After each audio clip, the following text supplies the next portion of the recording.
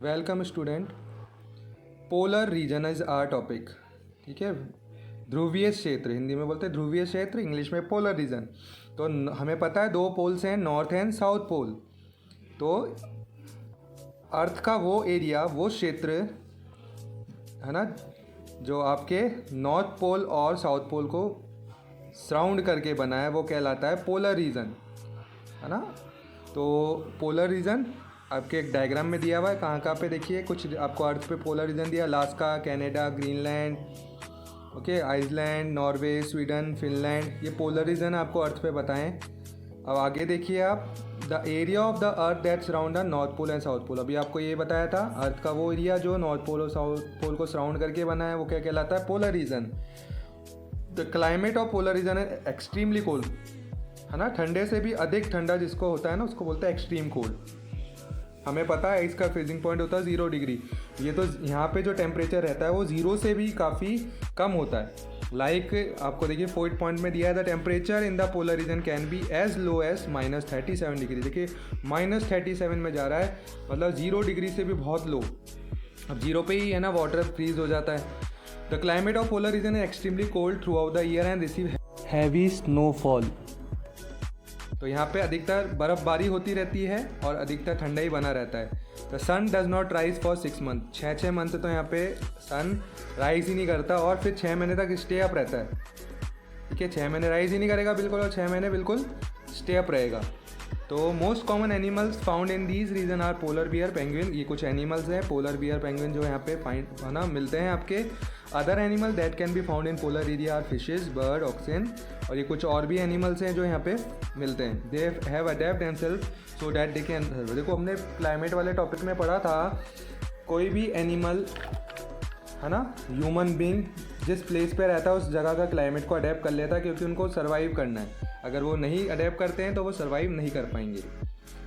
ठीक है, ये एनिमल्स जिनका नाम हमने पढ़ा था पोलर रीजन में मिलने वाले, ये उन एनिमल्स की लिस्ट है, आपके सामने डायग्राम दिए हुए हैं। ठीक है, वॉलरस, लेपर्ड सील, ठीक है, पेंगुइन है, आर्कटिक वुल्फ है, फॉक्स है, पोलर बियर है। पोलर बियर के बारे में पढ़ रहे हैं बच्चों अब। White fur of the polar bear make it easier for them to hide in snow. देखिए अभी हमने डायग्राम में देखा था, ये पोलर बियर है, इसके जो वाइट फर होते हैं वो उसको स्नोफॉल हो रहा है, तो अब देखिए अब कितना ठंडा क्लाइमेट होगा वहाँ का, तो उसको उस स्नो से है ना में हाइड होने के लिए, उससे बचने के लिए भी वो फर उसको हेल्प करते हैं, उसको वहाँ की जो ठंड है उससे उसको बचाते हैं। The white fur of the polar bear make it easier for them to hide in the snow and therefore save them from predator. और उसको स्नो की जैसे ही उसकी फर को कलर मिला है तो वो अपने प्रेडेटर्स, उनके जो प्रेडेटर्स होते हैं, उनके जो शिकार करते हैं है ना, उनसे भी पोलर बियर को बचा के रखते हैं। In the same way it make it easier for them to catch their prey. और स्नो के अंदर वाइट फर के कारण से वो अपने आप को हाइड कर लेते हैं, जिससे क्या होता है उनका खुद का शिकार भी आता है ना, तो वो ईजिली उनको कैच कर पाते हैं। The polar bear have 2 layer of thick fur. इनके बॉडी पे 2 लेयर्स होती है मोटे फर की, so that they can survive extremely cold condition. इससे बचा, देखिए मैंने आपको फर्स्ट पॉइंट के वक्त भी बताया था ये कि इतना स्नोफॉल हो रहा है पोलर रीजन में, तो कितना एक्सट्रीमली कोल्ड क्लाइमेट है, तो उससे भी ये फर उनको बचाते हैं। The polar bears move slowly and rest a lot so that they do not get over heated because of their thick fur. ठीक है, वो धीरे धीरे चलता है और बहुत आराम करता है, जिसको बोलते हैं हाइबरनेशन। क्योंकि जो डबल लेयर है फर की, उससे ज़्यादा हीट अप ना हो जाए उसकी body.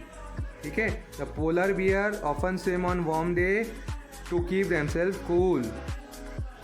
Often swim on warm day, अधिकतर वो ना जब गर्म दिन होता है तभी स्विम करता है, जिससे उसकी बॉडी ठंडी रह सके।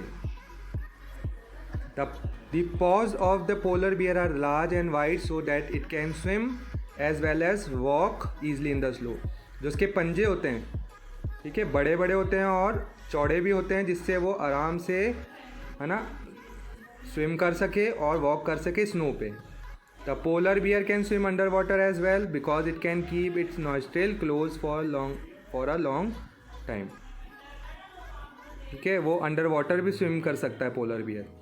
The strong sense of smell of polar bear make it possible to locate it prey during such harsh weather. इतना ठंडा वेदर होने के बावजूद भी उसकी जो स्मेल करने की है ना, जो सेंस होता है, सूंघने की शक्ति होती है वो बहुत ज़्यादा होती है, जिससे वो अपने शिकार को आसानी से ढूंढ पाता है। देखिए कुछ फीचर्स दिए हुए हैं इस डायग्राम के अंदर, आपको फ्लो चार्ट टाइप का डायग्राम बनाया हुआ है ना।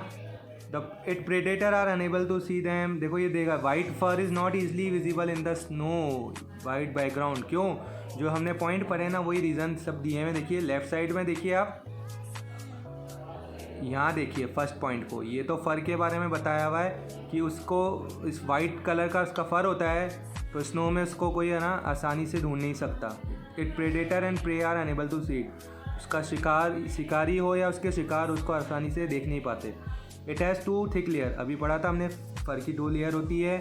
It keep it warm in the cold weather, है ना। जो 2 लेयर होती है आपके फ़र की, वो उसको गर्म, इसकी बॉडी को गर्म रखने में हेल्प करती है। The fat insulated body from cold and keep it warm.